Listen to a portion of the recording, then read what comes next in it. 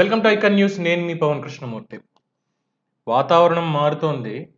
అందరికీ కూడా అవగతం అవుతోంది. అంటే ఇన్నాళ్ళు కూడా అధికారం మన చేతిలో ఉంది. మనం ఏం చేసినా పర్వాలేదు అనుకున్నటువంటి వాళ్ళు కూడా పూర్తి స్థాయిలో ఇప్పుడిక మారి రేపొద్దున్న మన పరిస్థితి ఏంటి అని ఆలోచించుకుంటూ వాళ్ళు చెయ్యాల్సినటువంటి పని అంటే 5 ఏళ్ల క్రితం నుంచి చేస్తూ ఉండాలి. కానీ మధ్యలో తెలిసిందే గదా! పాలకులు ఎలా ఏం చేశారు అనేది. సో, వాళ్ళకి అనుగుణంగానే మొత్తం అంతా గూడా నడిపించారు ఇప్పటివరకు. సో, ముఖ్యంగా అమరావతికి సంబంధించినటువంటిది. అమరావతికి సంబంధించి అక్కడ రోడ్లు దవ్వేశారు. పైపులు ఎత్తుకుపోయారు. పైపులెక్కడికి? విశాఖపట్నం తీసుకెళ్లారు. తర్వాత ఎవరో చాలామంది అనేక చోట్లకి. మా దగ్గరేసుకోవాలి, ఇంకో చోటేసుకోవాలి, అటేయాలి, ఇటేయాలి అని చెప్పి ఏదో తీసుకెళ్ళిపోయారు. ఎల్&టీ కంపెనీ వాళ్ళు గావచ్చు, మేఘా వాళ్ళు గావచ్చు, అక్కడ కాంట్రాక్టర్లు ఏవైతే సామాగ్రి ఉందో వేరే చోట పనులకని చెప్పి తరలింపులు ఇవన్నీ అయిపోయాయి. ఐకానిక్ బ్రిడ్జ్‌కి సంబంధించినటువంటివి ఆ డిస్మాంటిలు, పునాదులు తవ్వించడాలు ఇవన్నీ గూడా అన్నీ చేశారు ఇప్పటివరకు. ఖరీదైనటువంటి యంత్ర సామాగ్రి ఏదైతే ఉందో వాటిని కూడా.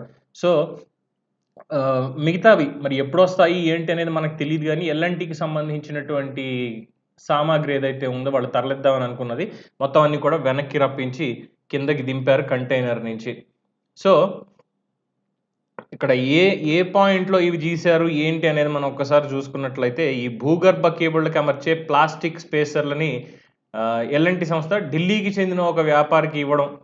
వాళ్ళక్కడికి తరలించడానికి కంటైనర్‌లు ఎక్కించడం. మొత్తం అన్నీ తెలుసుకున్నటువంటి అధికారి వివేక్ యాదవ్, ఆ సీఆర్‌డీఏ కమిషనర్ పశ్చిమ బెంగాల్‌లో ఎన్నికల విధుల్లో ఉన్నప్పటికీ కూడా వెంటనే తెలిసి మొత్తానికి వెంటనే వాటిని వెనక్కి రప్పించని ఆర్డర్‌లేయడం, వెనక్కి తీసుకురావడం ఇదంతా కూడా జరిగింది. సో, ఈ వివేక్ యాదవ్ గారు ఎవరు, ఏంటి అనేది చూసినప్పుడు జగన్మోహన్ రెడ్డి గారికి చాలా కావాల్సినటువంటి వ్యక్తి.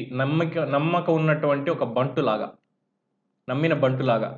సో, వాళ్ళేది జెప్తే అదే. రోడ్లు తవ్వేసినా మాట్లాడలేదు. కౌలివ్వకపోయినా సరే దాని మీద మాట్లాడలేదు. రైతులకు సంబంధించి.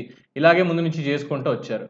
సో, ఎప్పుడైతే ఈ రెడ్ బుక్ అనేటువంటి అంశం వచ్చిందో అంటే మమ్మల్ని ఇబ్బంది పెట్టడం మాత్రమే కాదు, తప్పులు జేసినటువంటి వాళ్ళెవరైతే ఉన్నారో, అది ఏ శాఖ అయినా కానివ్వండి. అంటే మొత్తం 3 డైరీలు మెయింటైన్ జేస్తున్నారు. బయటికి మాత్రం రెడ్ బుక్ అనేది ఒక్కటే వచ్చింది. మిగతావి రాలేదు. Red book, blue book, black book.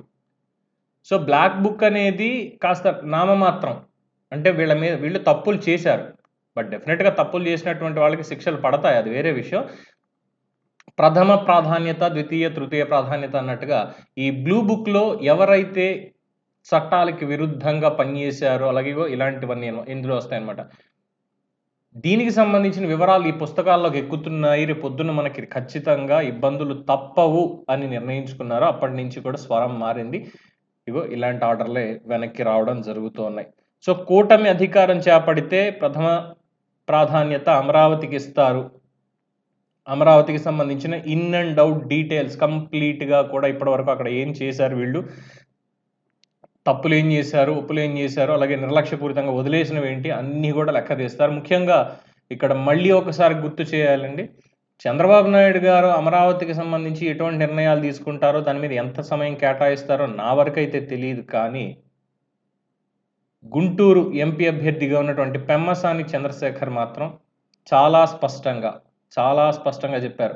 Amaravati నిర్మాణం నా బాధ్యత. ప్రతి ఇంచి కూడా నేను చూసుకుంటానక్కడ. అమరావతిని ఖచ్చితంగా నిర్మించి తీరతాం. నా ప్రథమ ప్రాధాన్యత దానికే అని ఆయన చాలా స్పష్టంగా చెప్పడం జరిగింది. సో, రేపన్న రోజు పెమ్మసాని గారు అడిగినా, ఇంకొకళ్ళు అడిగినా సమాధానాలు చెప్పుకునేటువంటి పరిస్థితిలో మేము ఎలా ఉంటామో మాకే తెలియట్లేదు అన్న ఒక దీంతోటి మొత్తానికి అధికారుల వ్యవహార శైలి మార్చుకొని ఇప్పుడు ఈ కార్యక్రమాలకి కాస్త పూనుకున్నారు. సో, అమరావతిలో మొత్తం అంతా చాలా క్లియర్‌గా ఉండాలి అనేటువంటి నిర్ణయం గూడా సీఆర్‌డీఏ నుంచి వాళ్ళు తీసుకుంటున్నారు అనేది తెలుస్తోంది. ఏం జరుగుతుందంటారు? మీ అభిప్రాయాన్ని కామెంట్స్ రూపంలో తెలియజేయండి. చూస్తూనే ఉండండి ఐకాన్ న్యూస్. నేను మీ పవన్ కృష్ణమూర్తి.